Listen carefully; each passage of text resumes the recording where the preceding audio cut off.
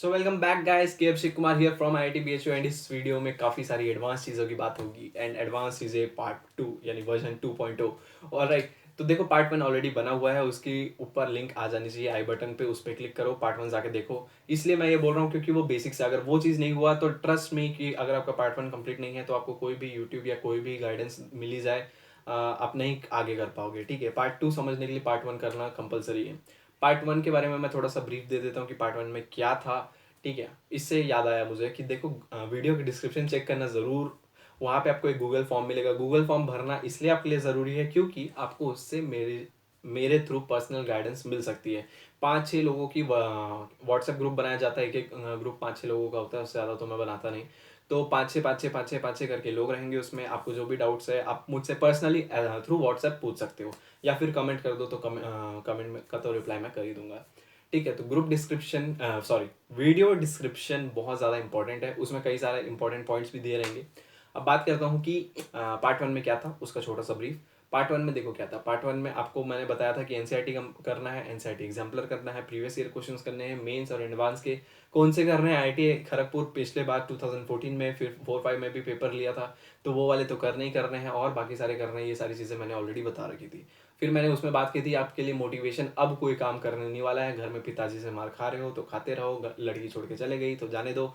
Motivation अब आपके लिए कुछ काम नहीं आने वाला है। जो आपके लिए काम आएगा वो आपकी हैबिट काम आएगी। Motivation is just to get started, it's your habit that keeps it going.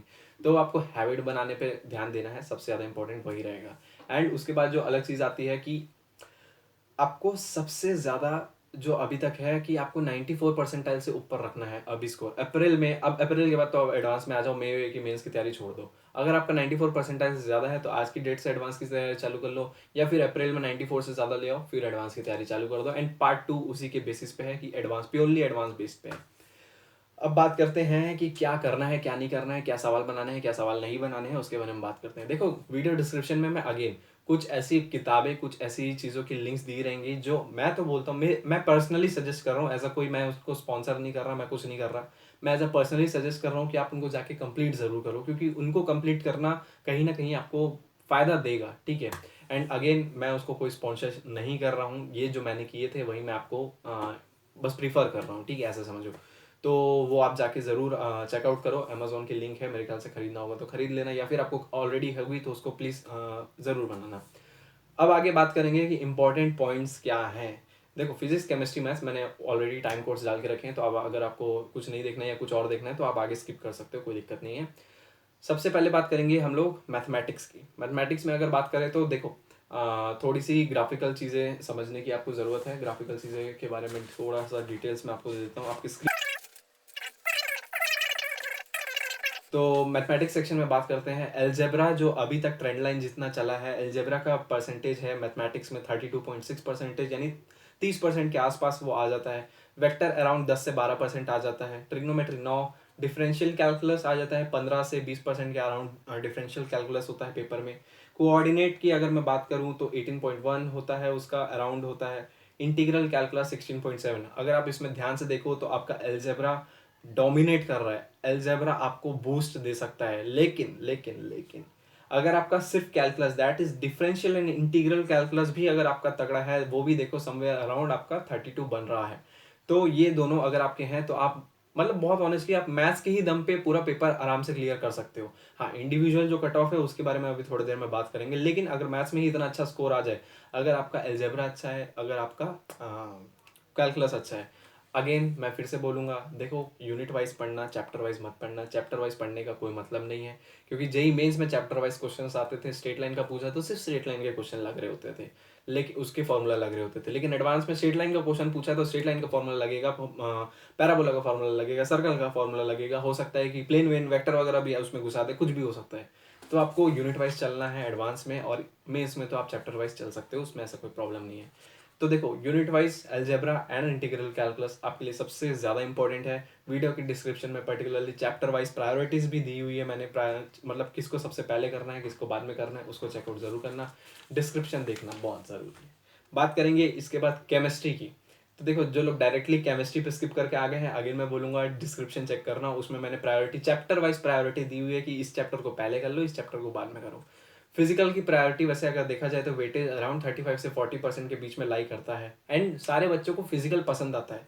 देखो रीज़न इसका ये है कि सारे बच्चों को फिजिकल पसंद आ रहा है, इसका रीज़न ये होता है कि physical is somewhat related to mathematics, ठीक है। तो आप फिजिक्स, अब जो मैथ्स वाला बच्चा होता है, जो साइंस स्टूडेंट रहता है, जो बायो नहीं, जो साइंस स्टूडेंट रहता है, उसको मैथ्स फिजिक्स ये दोनों में कैलकुलेशन हो रही रहती है, तो उसके दिमाग को कैलकुलेशंस की आदत हो जाती है। तो उसको जहाँ पे केमिस्ट्री में कैलकुलेशन दिखता है वो कुछ अपनापन लगता है और उसको लगता है कि ये बन जाएगा। तो इसलिए हो सकता है बहुत सारे बच्चों को फिजिकल में ज़्यादा इंटरेस्ट हो रहा देन ऑर्गेनिक इनऑर्गेनिक, क्योंकि ऑर्गेनिक इनऑर्गेनिक में तो सिर्फ रटना है, जो मैथमेटिकल कैलकुलेशन होता है वो आपका होता है फिजिकल में। वहीं अगर बायोलॉजी वाले स्टूडेंट्स को देखो तो उनको मैथमेटिक्स और सॉरी उनको केमिस्ट्री और बायो ज़्यादा पसंद आता है, क्यों, इसमें रटना होता है। उनको फिजिक्स पढ़ने नहीं पड़ता क्योंकि उसमें अपनापन नहीं लगता ना, उसमें सॉल्व करना पड़ता है। तो अब बात करते हैं केमिस्ट्री की, 35 से 40%, इनऑर्गेनिक की वो 26 से 30% के अराउंड में इसका वेटेज होता है। ऑर्गेनिक अराउंड 30 से 38 के बीच में वेटेज होता है। सबसे ज़्यादा डोमिनेट कर रहा है अगर आपका फिजिकल एंड अगर आपका और इनऑर्गेनिक या ऑर्गेनिक में कोई एक भी अच्छे से कंप्लीटेड है, यूनिट वाइज अगेन अच्छे से कंप्लीटेड है, आप फोड़ रहे होगे पेपर, इंडिविजुअल कट ऑफ छोड़ दो, आप पूरा सब्जेक्ट कट ऑफ इसी से निकाल लोगे, ठीक है। अच्छा हाँ, पेपर 1 पेपर 2 में अलग अलग कट ऑफ नहीं होता है, आपको सिर्फ सब्जेक्ट कट ऑफ होता है। ऐसा नहीं है कि पेपर 1 का अलग कट ऑफ है, पेपर 2 का अलग कट ऑफ है, सब्जेक्ट का अलग कट ऑफ होता है। पेपर 1 पेपर 2 का कोई अलग कट ऑफ नहीं होता। बात करेंगे कि अब फिजिक्स की, देखो नॉर्मल फिजिक्स जो बेसिक्स काइनेमेटिक्स है, मतलब जो बेसिक्स होता है, यूनिट डायमेंशन, ये सारी चीज़ें, उसका वेटेज जनरली 10% के आसपास रहता है। अगर 100 क्वेश्चन है तो 10 क्वेश्चन ही इसके मिलेंगे। मैकेनिक्स पार्ट 1 की अगर बात करूँ तो 20 क्वेश्चन हो सकता है उनमें से मिल जाए, अगर 100 क्वेश्चन है। That is 20% of the weightage consist of mechanics 1। Mechanics 2 का 10% होता है, मॉडर्न फिजिक्स का 11.9, electricity and magnetism 23.8 and optics 12.6, thermal physics 20.6। अब देखो ये सारी जितनी मैं स्टैट्स की बात किया, ये इंपॉर्टेंट क्यों है? ये इंपॉर्टेंट इसलिए है क्योंकि आपको देखना चाहिए कि इलेक्ट्रिसिटी एंड मैग्नेटिज्म सबसे ज़्यादा इंपॉर्टेंट है। अब बोलोगे ये सोचने की बात है कि ये सबसे ज़्यादा इंपॉर्टेंट क्यों है? सबसे ज़्यादा इंपॉर्टेंट ये है क्योंकि ये डेली लाइफ में यूज़ होता है। आप डेली लाइफ में ये फ्रिक्शन विक्शन ऐसे ऐसे करके कैलकुलेट नहीं कर रहे होगे, बट आप डेली लाइफ में ये ज़रूर देख रहे होगे क्योंकि आपके पास इलेक्ट्रॉनिक चीज़ें ज़्यादा है, ठीक है। तो एक चीज़ समझना कि जो एप्लीकेशन बेस्ड होते हैं वो उससे ज़्यादा आते हैं जो आपकी डेली लाइफ से कहीं ना कहीं किसी ना किसी तरीके से जुड़े हों, ठीक है। उन चैप्टर्स पे ज़्यादा फोकस डालना है। फिर से बता देता हूँ, जो लोग आगे डायरेक्टली फिजिक्स पे स्किप करके आ गए, वीडियो डिस्क्रिप्शन देखना, उसमें प्रायोरिटी वाइज चैप्टर्स दिए हुए हैं। इन चैप्टर्स को पहले करना है, इन चैप्टर्स को थोड़ा बाद में, और कुछ चैप्टर्स को जो लास्ट प्रायोरिटी में उनको आप छोड़ सकते हो। मतलब मैंने छोड़ के गया था, मैं ऑप्टिक्स छोड़ के गया था, साउंड छोड़ के गया था, एंड हाँ बस यही छोड़ के गया था, और मैथ्स में एक चैप्टर छोड़ के गया था, प्रोबेबिलिटी शायद छोड़ के गया था, मेरे को ठीक से याद भी नहीं अब। तो ये सारी इन शॉर्ट डिटेल्स हैं। देखो वीडियो में कितना डिटेल मिला पता नहीं, लेकिन आपको वीडियो के डिस्क्रिप्शन में बहुत ज़्यादा डिटेल मिलेगा, ठीक है। क्योंकि थोड़ा सा आलसी हूँ मैं, वीडियो उतना नहीं बना रहा क्योंकि मेरे को पता है आप पूरा देखने वाले नहीं हो, ठीक है। तो वीडियो रिटेंशन दिखता है, तो वीडियो की डिस्क्रिप्शन में जाओ, उसको कॉपी पेस्ट करके अपने पास कहीं रख लो, नोट करके रख लो। नोट करने की भी क्या ज़रूरत, कॉपी पेस्ट कर ही रहे होगे तो उसको करना। एंड उसके आगे बात कर लेता हूँ कि आपको प्रैक्टिस कहाँ से करना है। देखो इम्बाइब का आप अपग्रेड कर सकते हो, या फिर आप अभ्यास का पूरा पूरा ही बना सकते हो, या फिर आप प्रीवियस ईयर क्वेश्चंस कर सकते हो, और अगर हो गए हैं तो थोड़े बहुत सब्जेक्टिव लगा सकते हो। लाइक आप 95 के बाद के क्वेश्चंस लगा लो सब्जेक्टिव, अगर आपकी इच्छा है तो, क्योंकि देखो सब्जेक्टिव बनाने में टाइम ज़्यादा लगता है, एंड सब्जेक्टिव में आंसर आता है, आंसर लाना जैसे आप नॉर्मल, हाँ नॉर्मल एडवांस के क्वेश्चन बना रहे हो 2013 के, तो उसमें आप आंसर ला सकते हो, ऑप्शन से आंसर ला सकते हो। बट सब्जेक्टिव में आंसर होता है कि उसमें आपको आंसर आना चाहिए, उसमें आंसर लाया नहीं जा सकता, ठीक है। तो आप सब्जेक्टिव बना सकते हो।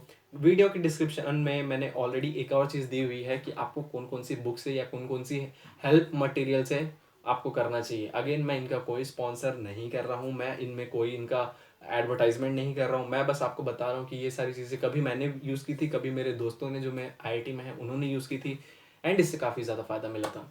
तो अगर आप उसको बनाते हो तो आपकी इच्छा है, मैं वैसे अमेज़ोन से लिंक कर दे रहा हूँ, क्योंकि वही सस्ता मुझे दिखा, फ्लिपकार्ट में भी था लेकिन अमेज़ोन में मुझे थोड़े सस्ते दिखे, तो आप उनको ले सकते हो, आपके पास ऑलरेडी है तो उनको कंप्लीट कर सकते हो। ट्राई करो कि अल्टरनेट क्वेश्चन पहले बनाओ, एक क्वेश्चन बनाओ उसके बाद अगला क्वेश्चन छोड़ दो, फिर एक क्वेश्चन बनाओ फिर अगला क्वेश्चन छोड़ दो, इससे आप ज़्यादा बना पाओगे। अब बात करते हैं कि शेड्यूल क्या रखे भैया, शेड्यूल, पढ़ने का शेड्यूल क्या रखना चाहिए। तो देखो पढ़ने का शेड्यूल जो रहेगा वो बहुत ज़्यादा हेक्टिक नहीं करना है, लेकिन वही बहुत ज़्यादा डील नहीं देना है, ठीक है। जैसे आप उस टाइम पे तो पढ़ो ही पढ़ो जिस टाइम में आपका एडवांस का पेपर होता है, जैसे 9 से 12 और उसके बाद 2 से लेके 5 बजे तक, तो इस टाइम में यूजुअली एडवांस का पेपर होता है। तो इस टाइम में आपको सेल्फ स्टडी करनी है और कुछ नहीं करना है, ना आपको पेपर देना है ना कुछ करना है, इस टाइम में आपको सेल्फ स्टडी करनी है। हो सकता है आप अपना बाई वीकली टेस्ट, यानी जो अपना हर हफ्ते जो 2 टेस्ट दे रहे हो आप, उसको इस टाइम पे दो तो आपके लिए ज़्यादा बेटरमेंट होगा। और ट्राई करना है कि आपकी जो सेल्फ स्टडी की टाइम है अब से आगे जब तक एडवांस नहीं हो जाता, अब आपकी सेल्फ स्टडी की टाइम कम से कम 8 से 9 घंटा हो। इससे अगर कम है तो यार दिक्कत है, मतलब बहुत ज़्यादा दिक्कत है। और अगर आपका परसेंटाइल 94 से नीचे है तो आपको तो ज़बरदस्त दिक्कत है। तो आपको टाइम करना है कि ट्राई करना है कि आपका जो सेल्फ स्टडी का टाइम है वो आपका 8 से 9 घंटा मिनिमम हो जाए।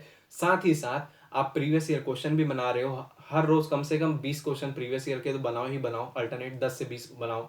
और उसके बाद भी अगर आपके पास थोड़ा बहुत एक आध घंटा टाइम बच रहा है तो कुछ नहीं, शांति से बैठो और मन ही मन में रिवाइज करो कि दिन भर में क्या पढ़ा। रिवीजन बहुत ज़्यादा ज़रूरी है, नहीं तो आगे पार्ट पीछे सपाट वाला केस हो रहा होगा तो कुछ नहीं। ये स्ट्रैटेजी भी काम नहीं आने वाली, कुछ भी काम नहीं आने वाला। हो सकता है आपको पेपर लाके पकड़ा दूँ, आप रट के जाओगे, आगे पार्ट वहाँ जाके भूल जाओगे, पीछे से पार्ट। तो ये भी हो सकता है, ठीक है। एंड जो लोग अभी, मतलब अब ये पर्सनल चीज़ें बोल रहा हूँ, जो लोग किसी पर डिप्रेशन या किसी ऐसी चीज़ से गुजर रहे होंगे, या फिर उनको कोई इमोशनल प्रॉब्लम हो रहा है, या फिर उनको मेंटल प्रॉब्लम हो रहा है, ग्रुप की डिस्क्रिप्शन में जाओ, गूगल फॉर्म की लिंक है, उसमें जाओ, उसको फिलअप करो।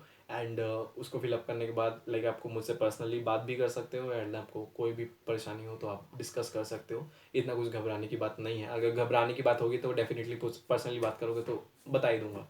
And I think that's enough for this video कि आपको क्या करना चाहिए क्या नहीं करना चाहिए। ग्रुप की वीडियो की डिस्क्रिप्शन में सारी डिटेल्स एक्चुअल में है, प्रायोरिटी वाइज दिए हैं, उसको ज़रूर कंप्लीट कर लेना। So all the best guys, and I hope आपका पेपर बहुत ज़्यादा अच्छा जाए, एंड दैट्स इट।